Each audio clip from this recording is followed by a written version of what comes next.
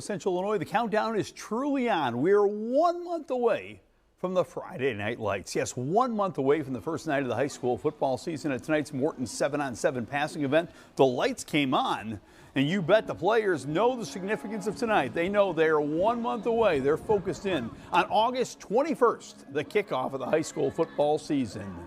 Are you aware it's a month away? Yeah, we're all ready for it. I mean, we've all been itching for this moment. I mean, everyone loves Friday Night Lights, so we're all just ready.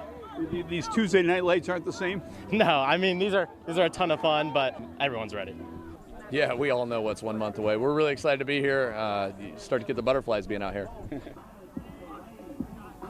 1 month from real football and the real Friday Night Lights.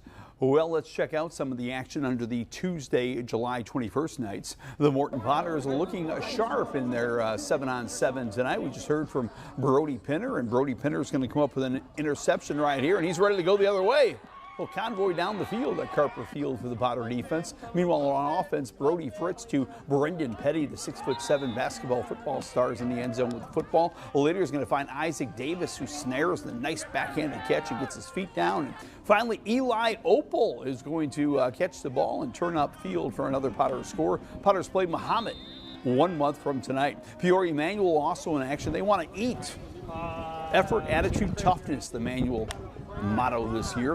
Brandon Maxison here to Percy Norris. As this one got a little chirpy between Peoria Manual and Champaign Centennial. The two teams, of course, Big 12 rivals, and they're ready for a month from now. Here it's going to be the touchdown pass to Jeremiah Shoemate, who turns it upfield and spins that football in celebration. Manual opens at Lincoln 1 month from tonight. The DMAC Chiefs, a very small school, competing with the big schools tonight and looking good. They got one of the area's best quarterbacks in Zach Day. He's going to hook up with Denton Neely, and Denton Neely is going to get upfield down the sideline. Later, same combination, Day to Neely, Zach to Denton. DMAC looking good. They play at Central A&M 1 month from tonight. Well, it kind of looked like football tonight at Normal Community. The Ironmen hosting the Pekin Dragons for an 11-on-11 scrimmage. A great night for both teams to get better. This is Normal Community's final big event of the summer, and they looked pretty good. Quarterback Mitchell Potts right here on the 11-on-11 quarterback keeper and showing off some nifty moves in the backfield.